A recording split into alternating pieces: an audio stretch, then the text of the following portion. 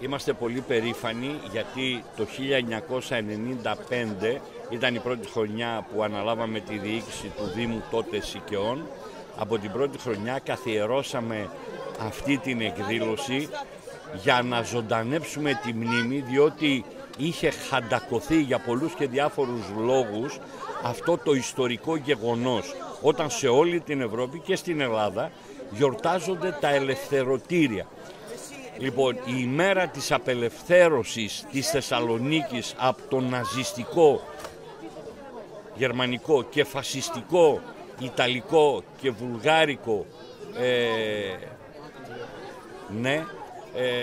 από τους κατακτητές, τους Γερμανούς Ναζί, τους Ιταλούς και Βούλγαρους φασίστες, η ημέρα της απελευθέρωσης είναι η 30η Οκτωβρίου του 1944 και μάλιστα έχουμε την τύχη και τη χαρά η απελευθέρωση της Θεσσαλονίκης εκείνη την ημέρα να ξεκινήσει από εδώ, έξω από τα τείχη, μέσα από το δάσος. Η μεραρχία του Μάρκου Βαφιάδη, του Αχιλλέα Παπαϊάννου και όλης της ιεραρχίας του Ελλάς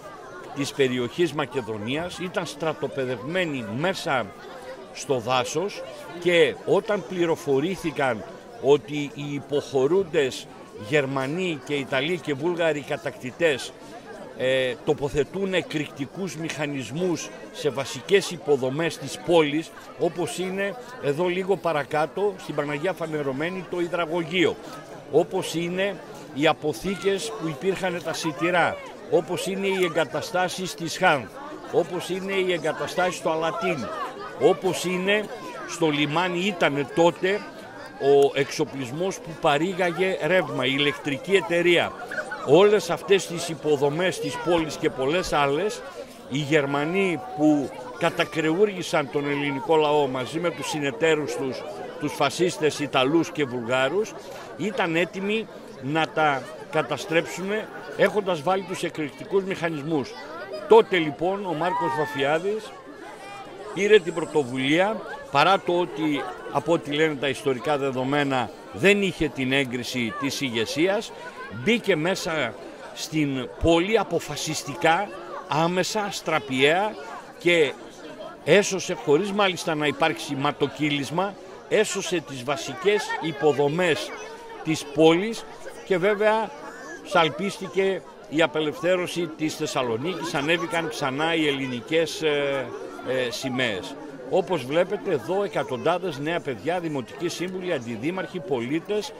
έρχονται πρώτη φορά με την έγκριση του Κεντρικού Αρχαιολογικού Συμβουλίου και της Διεύθυνσης της Αρχαιολογικής Υπηρεσίας Θεσσαλονίκης. Γίνεται η εκδήλωση αυτή μέσα σε αυτό το χώρο που ήταν το κολαστήριο την περίοδο και της κατοχής και όπου εκατοντάδες, πάνω από 400 πατριώτες που ήταν φυλακισμένοι εδώ εκτελέστηκαν μετά από άγρια βασανιστήρια, εκτελέστηκαν από τους Γερμανούς